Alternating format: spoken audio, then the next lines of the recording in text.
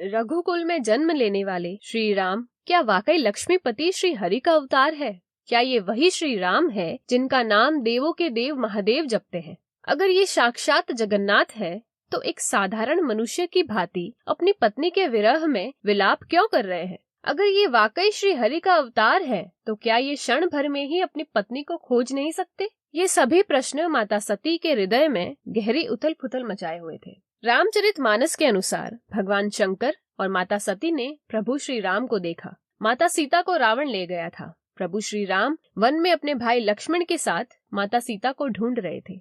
मनुष्यों की भांति विरह से व्याकुल रघुनाथ जी को देखकर माता सती के मन में संदेह उत्पन्न हुआ। माता के मन को अंतर्यामी शंकर जी ने भाप लिया। शंकर जी ने माता सती को समझाया कि मूर्खतावश मेरे इष्ट देव श्री राम पर संदेह मत करो, परंतु माता सती एक अज्ञानी की भांति असमंजस में ही रही। भगवान शंकर का उपदेश उनके हृदय में नहीं बैठा। इसे प्रभु का माया जाल समझकर महादेव माता सती से मुस्कुराकर बोले कि अगर तुम्हारे मन में अभी भी संदेह है तो तुम जाकर परीक्षा क्यों नहीं लेती? जब तक तुम वापस नहीं लौटती मैं यहीं बड़ की छांव में तुम्हारी प्रतीक्षा करूंगा।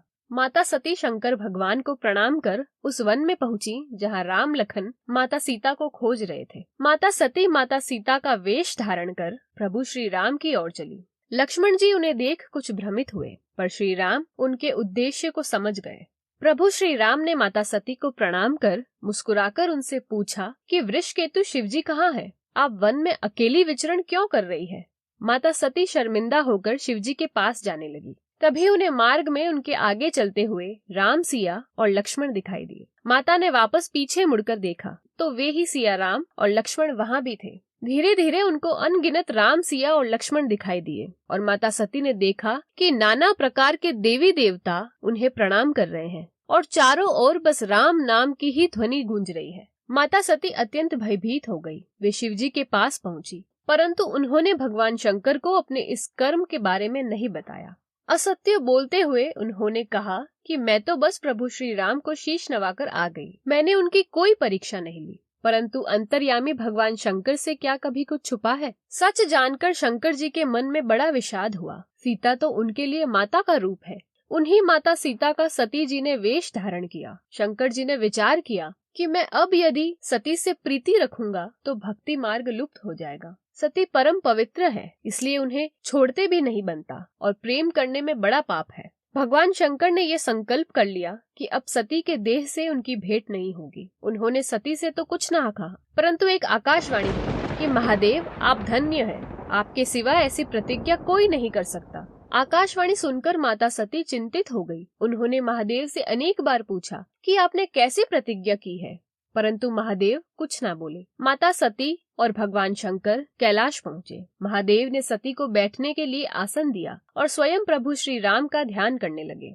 माता सती समझ गई कि संभवत ही मेरे कपट के बारे में शंकर जी सब जान चुके हैं। अपने करने के बारे में सोच सोचकर माता सती के हृदय में अपार चिंता थी। कृपा के परम अथाह सागर शिवजी ने उनके अपराध के विषय में प्रकट से कुछ न कहा, पर माता सती समझ गई कि शिवजी ने उनका त्याग कर दिया है। माता सती ने श्री राम का स्मरण किया और विनती की कि हे प्रभु, यदि आप दीन दयालु है और यदि मेरा शिवजी के चरणों में प्रेम है, यदि मेरा ये प्रेम मन, वचन और कर्म से सत्य है, तो कुछ ऐसा उपाय कीजिए कि मेरा मरण हो और मैं इस देह को त्याग सकूं। 87,000 वर्ष बीत जाने पर भगवान शंकर ने आंखें खोली। उसी दौरान ब्रह्मा जी ने माता सती के पिता दक्ष को प्रजापतियों का नायक बना दिया। इतना बड़ा पद पाकर दक्ष के हृदय में अभिमान समा नहीं रहा था। उन्होंने यज्ञ का आयोजन किया। ब्रह्मांड में सभी देवी देवताओं, ऋषि मुनियों को निमंत्रण मिला। ब्रह्मा, विष्णु, महेश के अलावा सभी देवी देवता अपने अपने विमान में सज सवर कर निकले। माता सती ने भी शंकर भगवान से पिता के यहाँ जाने की अनुमति मांगी। महादेव बोले, देवी, पिता, स्वामी, गुरु और मित्र के यहाँ बिना बुलाए भी जाना चाहिए, परंतु जहाँ जानबूझकर तुम्हें न्योता ना मिले वहाँ जाने में लाभ नहीं। एक बार ब्रह्मा जी की सभा में दक्ष मुझसे अप्रसन्न हो गए थे, इसलिए वो मेरे प्रति वैर रखते हैं। उन्होंने अपनी सब पुत्रियों को बुलाया, पर मेरे प्रति वैर के कारण उन्होंने तुम्हें भी भुला दिया। इसलिए तुम्हारे वहां जाने में लाभ नहीं। भगवान शंकर द्वारा बहुत समझाने पर भी माता सती नहीं मानी, इसलिए भगवान शंकर ने अपने 2 गणों को उनके साथ भेजकर माता सती को विदा किया। पिता के घर पहुंचकर माता सती अपनी बहनों और माता से मिली, परंतु पिता दक्ष सती को देखकर जरा भी प्रसन्न नहीं हुए। आगे बढ़कर माता सती ने देखा कि यज्ञ में सभी देवी देवताओं का भाग दिया गया है, परंतु भगवान शंकर का वहाँ कोई भाग नहीं। अपने पति का अपमान देख माता सती अत्यंत क्रोधित हुई। उन्होंने घोषणा की कि इस सभा में उपस्थित सभी मेरे महादेव का अपमान करने में भागीदार है। मुझे लज्जा होती है कि मैं इन प्रजापति दक्ष का अंश हूँ, जिन्होंने देवों के देव महादेव का अपमान किया। समय आने पर आप सभी को इस पाप का दंड तो भुगतना ही होगा, परंतु मेरा ये शरीर जो प्रजापति दक्ष से उत्पन्न हुआ है, उसके अब जीवित रहने का कोई अर्थ नहीं।